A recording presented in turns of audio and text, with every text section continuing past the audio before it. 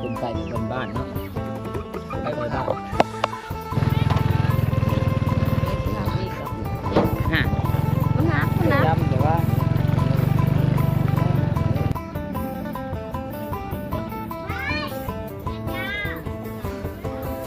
มันจนเข้าปากฮุบแน่กินแค่ตัว ทายเอาพวกบ่ได้เมาดอก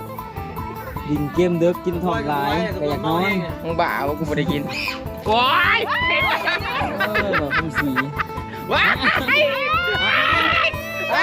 จับหัวไม่ใช่เอา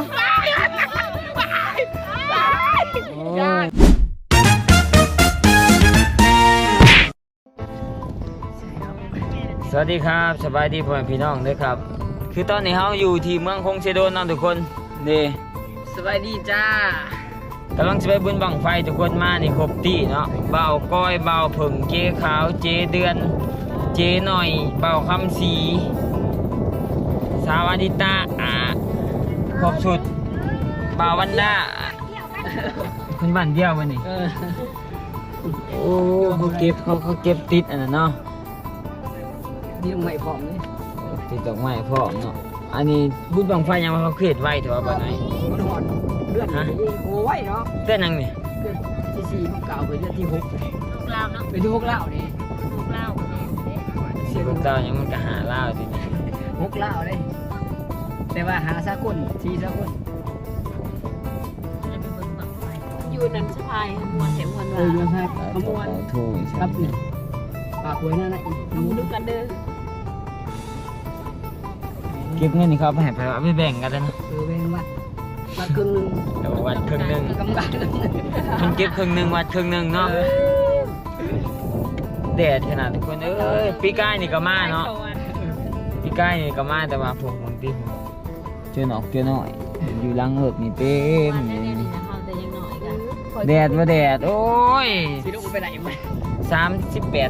38-39 องศาเพื่อกระอักเลือดแหล้วเราลองไปเบิ่งก่อนเนาะมันบ่คือแน่เฮาก็สิไปกินต้มเป็ดต้มไก่พุ่นแหละแต่มันสิแซ่บพวกนั้นก็บ่ทันฮอดสำนักนี่จักได้มาหรือบ่ได้มานะออกรถมาพร้อมกันได้แต่ว่าบ่ทันเห็นซ้ำย่านเถียงกันแล้วบ่จักเพราะว่าตอนมาน่ะไผก็ไปเอารถมาเจ๊ขาวหารถหาแอร์บ่เย็นก็เลยบ่อยากเอามาเจ๊เดือนหาใช้รถมาบ่คำสีนี่ก็เบรกขี่รถมาประหยัดน้ำมัน ไร ขับ มานี่อาดิต้ากับผึ่งมากอะชิมาแต่เบรกถือบ่อยากเอารถมารถคันเดียวบ่นี่ที่คนนี่จะคนเด้อรถนี่คันเดียวคือรถเจเดือนนี่ก็2แล้วเจเดือน2 3เจขาว4คำสีหาซะหน่อย6 7 คนย่ำไม่ได้มาซ้ำไม่ได้มาก็บ่เป็นหยังเนาะเพราะว่าเขาบ่ซีเรียสอยู่แล้วเนาะอยากมาก็มาไม่อยากมาก็แล้วเจอกันอยู่ในเลยทุกคน พี่กายังมวนได้ขอเห็น โอ้เบิ่งเงียบปัดประสาบุญบังไฟอีสังบ่จวดบ่เจ็ดอีสัง จะได้มาบ่ช่วยนะ โอ้ ขบวนอยู่แล้วเขาเป็นผิดกฎหมายเนอะ ก็บ่จวนวะ คิดว่าเขาเฮ็ดงานชกบ่ปานบ่เบะก็จนหน้ายุ่งนะ อย่ามาเงียบเลยเว้ย เงียบโพด เงียบลายเว้ย จูจีแท้งก็บ่มี ไม่ว่านะนะ เขาไม่ข้าไฟดังไปวะนี่ อันนี้คือใครกัน คนนั้นเขาไปหากินเขา เขาไม่ เปียกเลย เขาไม่ข้าไฟดังไปวะนี่ หามันบ่มีซ้ำชื่อบังไฟแผ่นมันด่านจูดอยู่น่าจะมีบังไฟได้มีอยู่ เขาทำฉันแต่ว่าดับ ที่เขาไปจะได้ไหนก็มาเขามาหอนที่เก่านี่บุญบังไฟปีใดปีนั้นเงียบเป็นเงียบ พี่กายนี่ม่วนกว่าพี่กายคนร้ายนี่ยังแบบ ใจคนร้ายแค่มากกว่าท่าน เออ เวจนสิรับจนเสื้อผ้ากูมายังวะ ไม่เคย เฉพาะแล้วคนจังขี่รถออกมา เออ โอ้บุญบังไฟ ได้นะ บุญบังไฟจัดไงเพิ่นว่าได้ ง่วง ไงที่สุด มีรูปหนาปกเนี่ยแบบเขาเห็นรูปประกอบ เขา นี่ ก็ นะ ตั้มอันนี้เขาคอนเทนต์ก่อนนี่ มาเลยบ้านปราสาท แต่ว่าคุณไฟของมาชวนเนาะ ไฟ ว่าอย่างนั้นมาเห็นเลยโบพิก้าใหญ่กว่า น้ำพู ยังเงียบอยู่ มันก็เงียบเพิ่นบุญบังไฟบังแตกใช่ไหมเนี่ย เออ บังไฟบังแตกยังเนาะอ้าว แมนมันโตนี่แหละ อยู่สะพายก็คือนะตอนนั้น ออกไปหาจับเป็ดจับไก่จะกินไปแล้วรับผิดชอบไปเลย เออ เอาไก่มากิน ไปว่ามือนาเนี่ย บุไปนะบุญบังไฟใส่อีกบุไปเลย ไปไหน ยัง ไปปากเซ็ต ยังปากเสร็จ โอ้มีแบบมีหนามมีหงใหม่มาปีที่นี่นะ จำนวนมี ไปบอก ตอนนี้ก็บ่ได้ไปบุญบังไฟซ้ำทุกคนเอ้ยเนื่องจากว่าคนมันหน่อย ก็เลยมากินต้มเป็ดต้มไก่บ้านบ่น้อยเอาซะเด้นี่ก็คือน้องที่เฮาซื้อนะทุกคน200,000บกหลายเดือนนี่ล่ะให้บ่ฮ้อยขี่รถจักรมาหับอยู่เป็นหลึนปวดขาได้ไป เอาได้ไปแลนลงมา เดี๋ยวมาเลย ถือลงมาโล โต๊ะดอก มาได้ขี่รถจักรก่อนนะ ได้บอมันจะได้น้ำเกลือกับแห้ง วัดเกิดมันสิลูกโอ้ปุยาลูกผี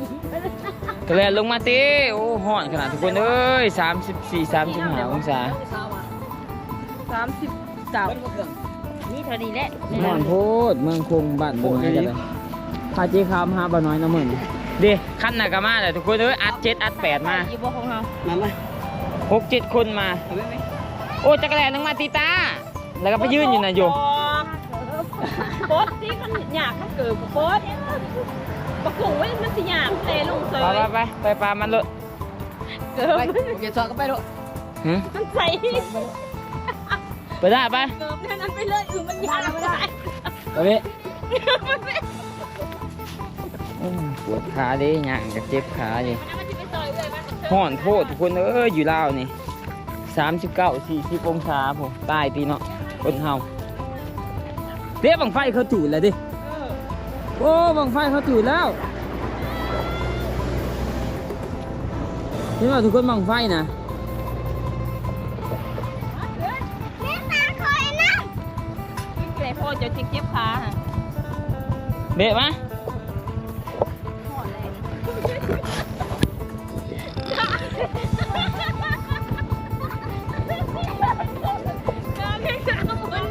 ไป ครับมากินนะครับมันมาเที่ยวกันมาเที่ยวกัน ไป ยับ ลงขักมาจ้ะรถขักต้องรถ ยับไปเถอะ รถขัก โอ้ย รถ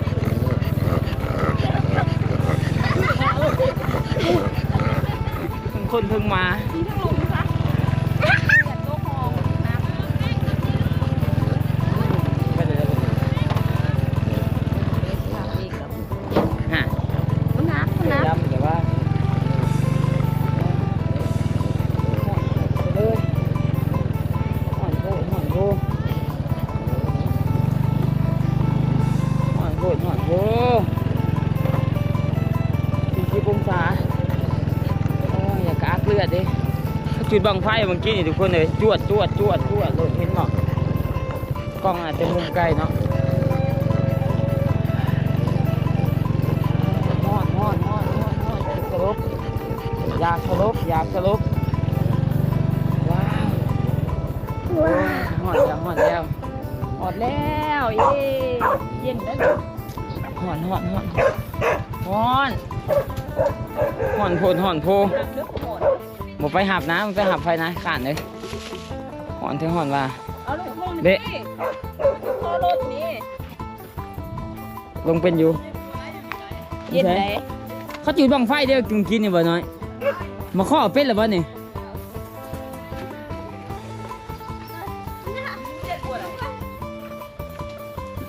แท้บ่น้อย เอา เย็นรู้มั้งมันเย็น พาเจ๊เขามาหา ปอบก็เข้าใจปะ หืม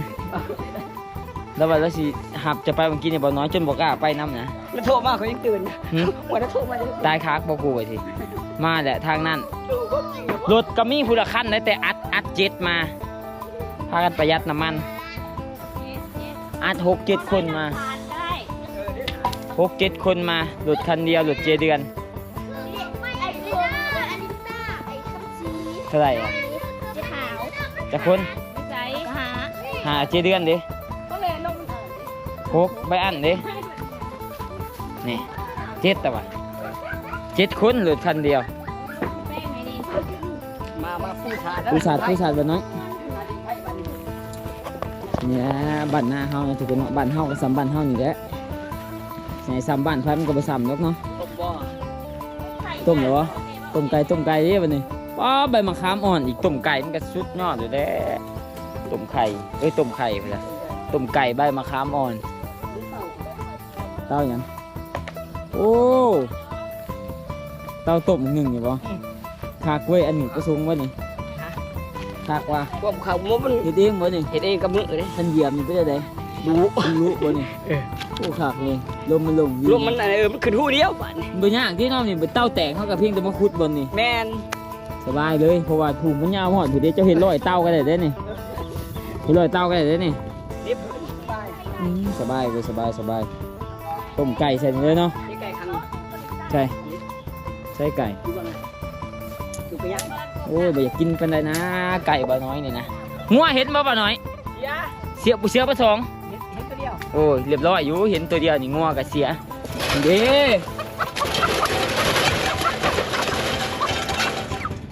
โอ้ยบ่ต้มตัวหนึ่งสองตัวก็พอแล้วเมื่อน้ำบ่เมื่อน้ำบ่ เกี่ยวเขาเนี่ย เกี่ยวเขาใช่อีกนี่ใช่บ่ ที่นาที่จะบุมา ก็มาผมจีขาวจ้ะกะ บอกที่นาจะอัน ของ นี้ ผม ไปติดสาย ตาใช้ แต่ไม่ใช่ป้าแต่มันยังหัน โอ้มีเจ้าต้มหยังนี่บ่าน้อยใบหยังนี่ใบหยังต้มใบซีดาบ่โอ้เอาไปต้มอีกทีมาแล้วผมเจอขาวแต่งตัวรอคำโอ้ยคำสีอีก มันสิขาดนะ บ่ขาดคำสีมาแหละก็บอกกอยเลยสิสัมภาษณ์เพิ่นก่อนเนาะ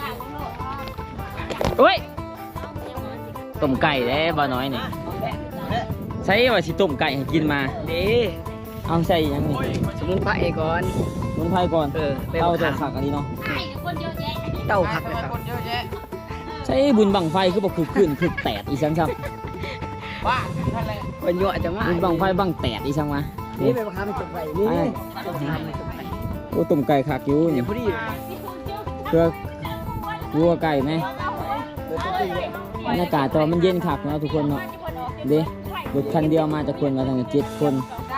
เจ๊ขาวเจ๊ขาวปลาโตเลยทุกคนขออนุญาตปลาโตเนาะพอมันห่อนแห้งขนาดอยู่ลาวนี่ปลาพอจากว่า ชิ้นตู้ไก่ ช่องโตก็พอแล้วต้ม เอาไว้เสร็จปรุง ทีหลักมากินตัวหนึ่ง เดี๋ยวมีประจันไปข้าง เบะห่อนบ่เบะมานี่เบะ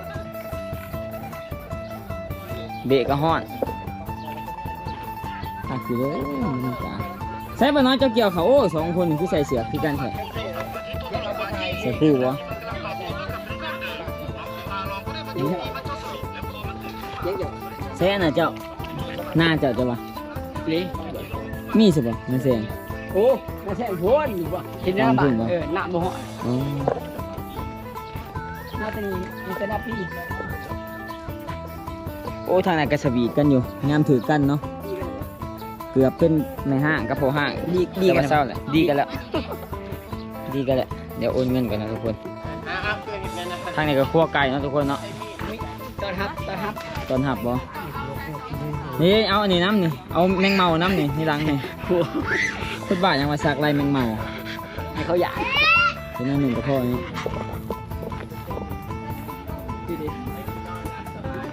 คนอยู่ไข่วะ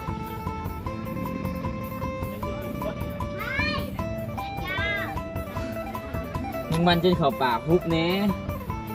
กิน มึ แค่ ง ตัว ถ่ายเอากูบ่กูบ่ได้เมาดอก ดินเกมเด็กกินทองลายแต่อยากนอน มึงบ้าว่ากูบ่ได้กิน ได้คลิป เมาแห้งเลยนะนี่เมามาแต่เมื่อคืน กูไปวัดตื่นสาวไปวัดเลย เนาะ กูเคยกินดอกกระทบ ลินพี่พายกับเด็กน้อยจนเจ๊ แฟน เกมดินน้ำมันอีก พากูลิน หมู่บ้านพัดมันก็ลิน เออ ลินพี่พายอีกโอ้ยจะมารับ สบายดีเด้อทุกคนมื้อเช้านี่ตื่นไปวัดเขาก็เลยว่า พาแม่สาวไปเล่นเนาะ เออก็เลยว่าไม่ทำเมื่อแล้วก็ช่วยโอกาสนอน มันจะยังไงละเมื่อยดุนเลยเมื่อก็ได้ลูกบายบายทางนี้บายบายเด้อ ว่าสิเลี้ยงแซลมอนเหล้า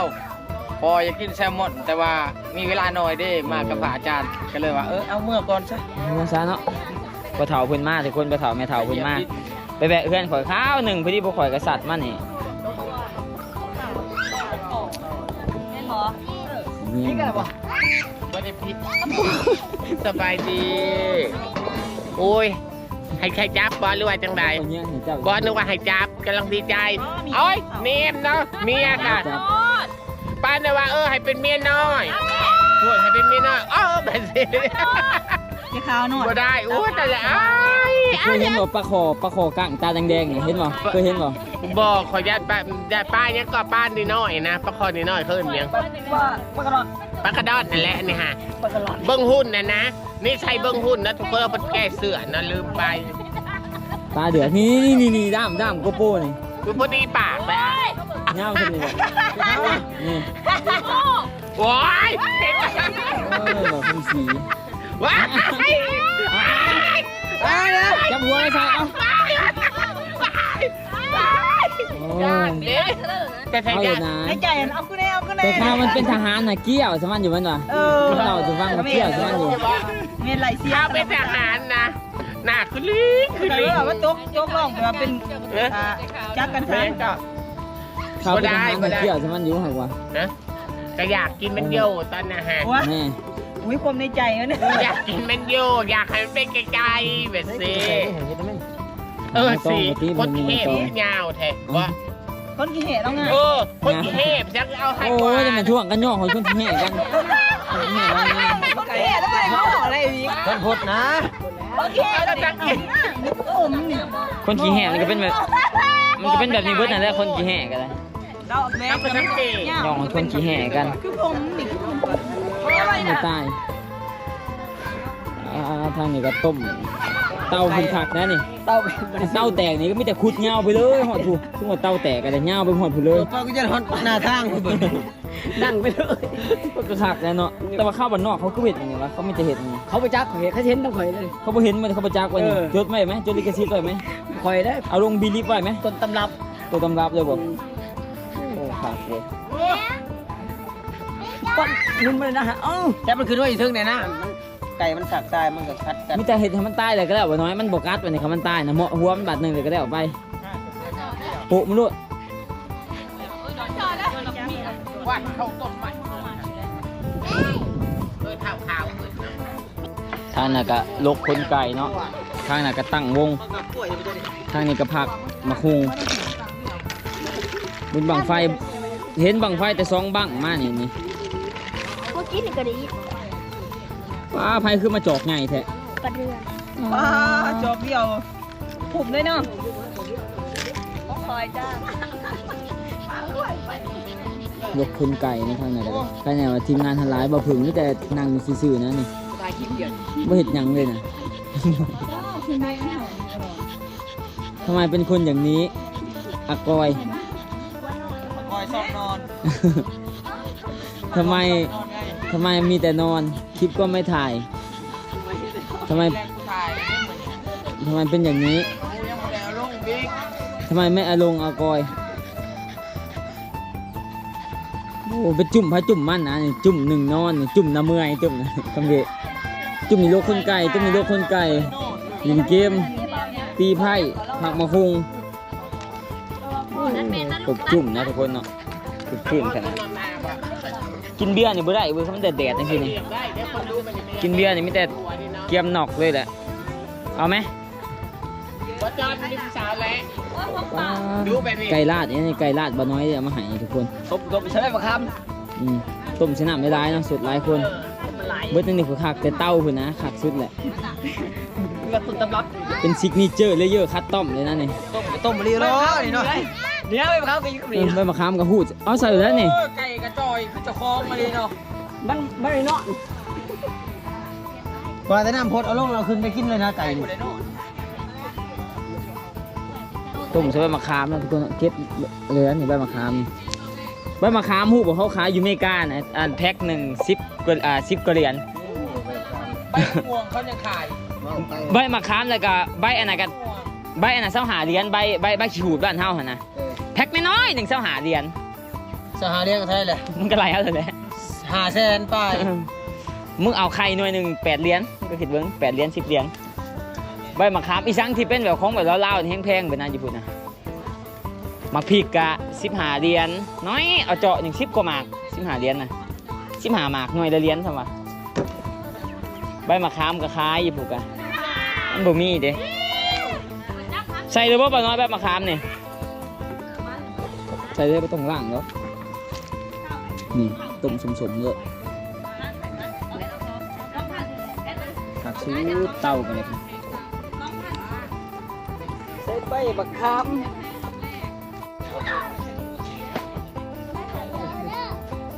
ใบบักคำใส่ไป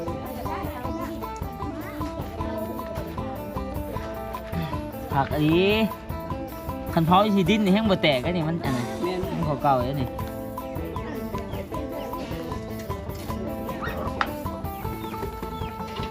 เป็นไก่แบบบ้านๆเนาะเป็นไก่บ้าน พูดคำเขา พูดใช่เลย นี่จะหัวจ้ะ ใช่ร้านผสม หัวเขาผสมแล้วจ้ะ พูดใช่อีก อ่อนกับตบลูกกระดูก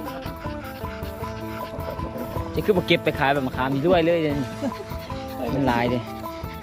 ลูกหาพันนี่ขาย โอ้โหโลหะพันดูเก็บบ่เพื่อเถอะเลยนี่ โอ้ ห่านเอาเลยเนาะ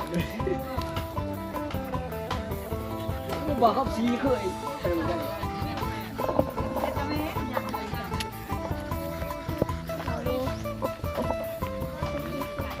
เบะสิได้เลยพร้อมซีเห็ดยังโอ้ครัวไก่ไว้ทางนี้อันนี้ก็ยังรับอยู่กระตีไผ่เซยว้าวเห็นเลยมาปะน้อยเลี้ยงบ่หรือว่าจับปิ่นเลยสิเลี้ยงบ่หรือว่าสิเอาปิ่นแม่นเหรอบ่ดอกจ้ะเอามันหรอบ่คือผ้าแล้วเจ้าเฝ้าเอาน้องมาให้เด้อบุญรอดบ่เห็นงัวเสียฮะเดี๋ยวซื้อตัวฮะอ้าวเดี๋ยวนี้มันตัวผู้หรือตัวแม่งัวน่ะให้สิเชิงมันเจ้าบ่โอ้ลอยบ่เลยรอบ่งัวสิเชิงมันน่ะลอยบ่งัวสิเชิงมันน่ะบ่ซื้อได้ใส่เกิดเดี๋ยวเหยียบตะปูคือปลาน่ะอ๋อ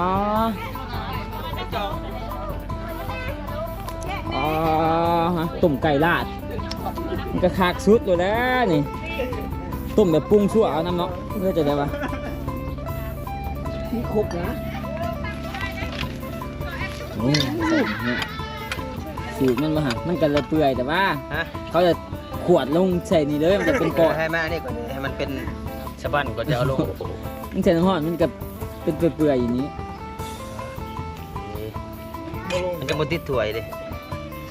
แสบชุดแล้วนี่เนาะตุ่มไก่ละนี่เนาะหากินยากเลยทุกคนเพราะว่าไก่ส่วนร้ายกะมีแต่ไก่พันธุ์บ้านเฮาเนี่ยเดือดห้างใส่ได้ไหม โอ้ ใส่เบ็ดช่องเลยฮะคอลลาเจนมา ชนนี่เนาะใช้สติง ใส่คอลลาเจนอีก อีกคนเจ็ดอีก เดี๋ยวนี้เห็นว่าเขาเห็นใหม่นะคอลลาเจนใส่ถุงแบบขางนอกเห็นป่ะปรุงกินแบบ ใส่แล้วบอกเกลือไปก่อน ยัง ใส่ก่อนดิ ใส่เหลืองใส่นี่ก็พอ โอ้ เป็นมุมหลังกัน มันก็บนัวมันก็บ่ซึมเขาเนื้อมันก็ โอ้ยมาขี้เขาเหลือมา ถุงหาร้อยไว้นี่ ไปมาทงหนึ่งยังอีกได้ เหลือไหมอีกทงหนึ่ง กัดใส่เอาใส่ดิสิตุ่มไก่ละตำมะคุง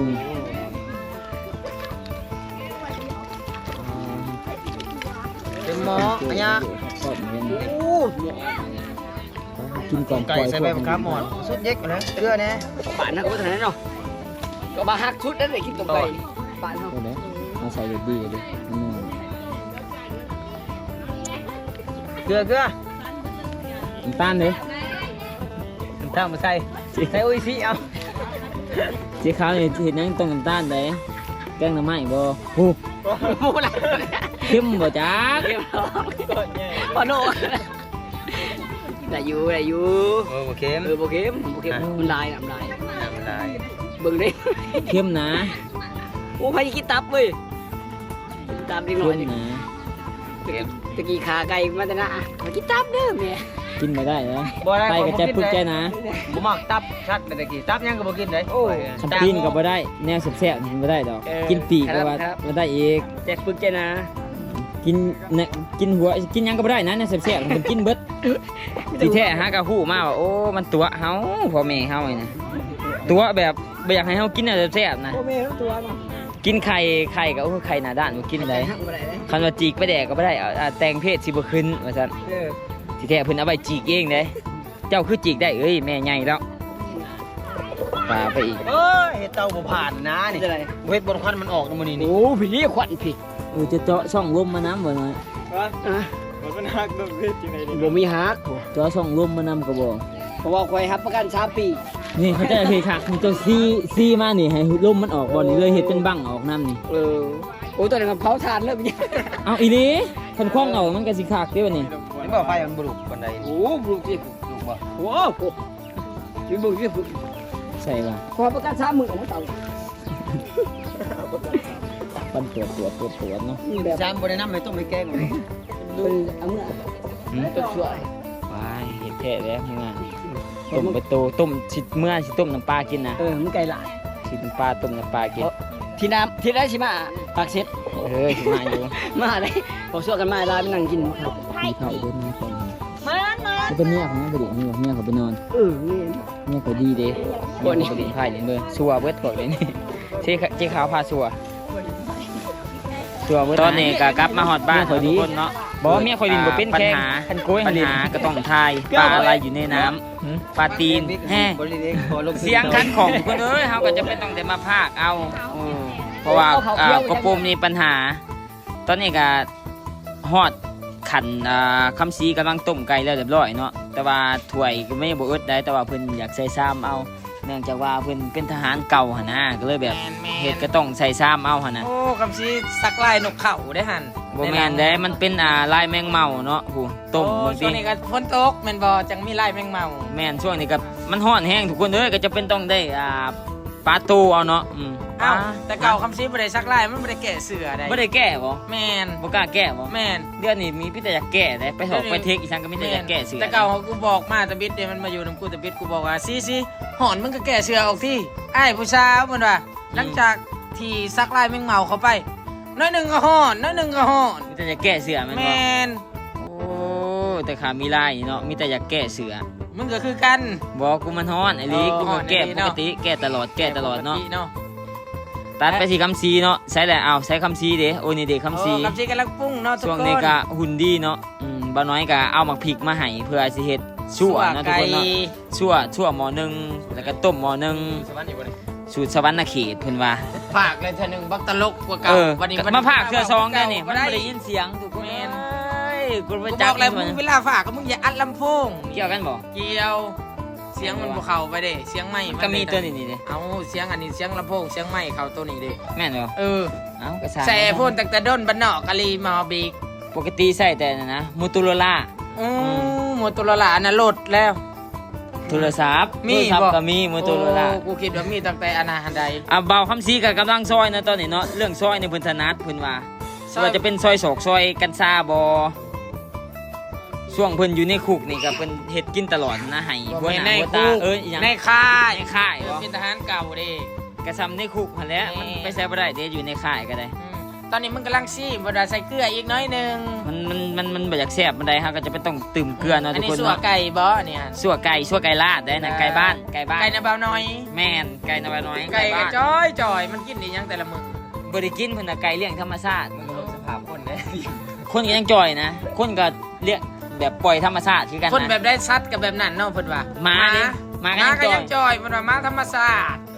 จ่อยหมาก็ได้คันคอยไปกันน่ะจะบ่ได้กินข้าวเลยหมาก็ได้คันเขาบ่ไปก็ได้ตอนนี้ก็กำลังตักต้มไก่เนาะป้าตัวนี้นี่ช็อตนี่โดนตืบเด้นี่เอาต้องพากยาวไปเลยเด้ ประ นี่ มาณ4-3 นาทีมึงก็เลี้ยวไปตี ดื้อนะได เน็กให้มันไวฝากมันจังไวดิ แบบนี้ก็ได้คือกันนี่มันก็ค่อยๆไปนี่ตอนนี้ก็กำลังตักต้ม มันส ไก่ โล เนาะ ว์โพดอันนี้ก็ได้ ก็ตามมันไปเลยเด้นี่ก็ได้ เฮ็ดอยู่บ่แจวตับหั่น บ่ได้เฮ็ดเนาะเพราะว่าตับบ่คำสีกินก่อนหมู่แหละ โอ้ย เพิ่นเอาไว้ให้ซะหน่อยกิน ยังมี ป้า อีกเด้ เบิ่งโครงกระดูกขางเบาซีมึงกินนี่ไหลก็หลับซาบ แบบนี้ก็ต้องบ่ต้องเอาถ้วยดอก โอ้บอกกอยก็มีแต่นอนกับนอน กูนอนอยู่เนาะ โอ้ยบอกกอยเอ้ย กูนอนอันคันไก่สุกแล้วเอิ้นกูมากินหน่อยเด้อ โอเคเดี๋ยวมันสุกสิปลุกเหรอ โอเคสุกแล้ว เอา ไหน ตอน ได้ นี้ สุก ก็ แล้ว เอาทางนั้นเฮ็ดหยังกันเด้น่ะ ปุกกะก้อยเนี่ยปุกกะก้อยก่อน อ่ะก้อยกินข้าวเด้อ กินโล ข้าว ดกูกินพันป้าแล้ว ทางนั้นก็เฮ็ดหยังกันโอ้ทางนั้นก็ ทางนั้น ดู ตี หมอ ไผ่ ดูหมอ โ ดูหมอ ตีไผ่ซัมมะกอ โอ้ดูหมอนี่บ่เห็นเมียกูเว้ยมีแต่อาริตาเสาเดือนซะ เมี ห ย น่อย มึงจับ จ๊ นี่ ขาว เนี่ยจับไผ่อยู่ในกับห บ่ นึ่ง มี นั่น บ่มี โอ้ เด้ ใช่ตรงอยู่มึงบ่เห็นบ่ ตอนนี้ก็ตำบักหุ่งสุดซะหน่อยนะทุกคนเนาะอืม บ่แม่นเมียมึงบอกว่าบักจ้อนซื้อไผ่มาในเด้อ อืมแม่นบ่ เออ อาริตาบอกสีไผ่มาในเด้อว่าซั่น ตีไผ่โอ้ย ตอนนี้น้ำยาก็มาเรียบปากเนาะน้ำยา มาเรียบปาก ตอนนี้น้ำยาดมาเรียบปากน้ำพี่น้องเนาะตอนนี้ก็ตักต้มไก่พุ่นน่ะแบ่งกันแน่แบ่งให้อาก้อยแน่ แบ่งทั้งถ้วยบอกเขาฉีดแบ่งไปจะพูดมึงนอนเด้ โอ้ ถ้าพี่ไปเอิดมึงผู้ดีแฟนจะว่าโอ้ยเรากินพันปลาอิ่มแล้วไม่ต้องปลุกก็ได้ว่าซั่ กู น ก็บอกอยู่ว่าปุกกูอีก ก้อยกินเด้อต้มไก่สุกแล้วต้องปลุกแล้ว กินโลดกินพันป้าแล้วอยู่คงน้อย เออ กับ ดี ตำบักหุงนอนก็เด้อน อนต่อเนาะก้อยกับมิแต่นอนนะทุกคนพอมันตื่นเช้าเด้ กูไปใส่บาตรเด้ ใส่บาตรใช่บ่ แม่น ใส่บาตรอีสัง ใส่บาตรอยู่บอนเขาสมโพธกับบ่ท่านซ้ำนะ โอ้ประทันครูบา บ่ บ่ต้องตื่น บ่ท่านตื่น เดี๋ยวใกล้สิจบแล้วทุกคนตอนนี้ก็พากันโกยเข้ามาเนาะครบสุดเนาะตำบักหุงต้มไก่ลาดไก่เพิ่นก็จับมาให้3ตัวไก่เป็น100ตัวเพิ่นว่าอยู่ในสวนเพิ่นนี่ ไก่นก ไก่เพิ่นก็ซ้ำกับปั้นนี่นะแต่ก็พอดีแซ่บดอกต้มเบิดโตเนาะแล้วก็ซั่วโอ้ยโคตรแซ่บทุกคนมาบุญบังไฟปีที่2เลยเนาะปีได้ก็บ่เห็นบังไฟจ้าเทื่อ คอ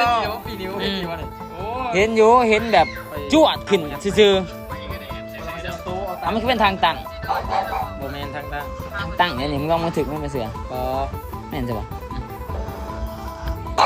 ตอนนี้ก็กินข้าวสามัคคีตักต้มไก่มาเนาะทุกคนเนาะนี่แหละสามัคคีก็บดแนวสีเบาเลย เบิดเลยดิ เบิดเลย พี่น้องเบิ่งกันกินเลยนะสดใส่คำหนึ่งนะบรรดานะครับสิบาบิ๊กแฉะปรีกับสิก็ยืนเบิ่งนุ่งเสื้ออะไรเด้หันนุ่งแล้ว เสือใหม่มันได้เสือ แม่ นะ เสื้อใหม่เสื้อพุชชี่ พุชชี่ซื้อต่อจากเก๊ขาว พุชชี่ซื้ออยู่ตลาด 139นี่มาเลย พุชชี่บ้านได้139 บ้านคำศรีนี่แหละ เอาไปเด้อทุกคนเสียงมาแล้ว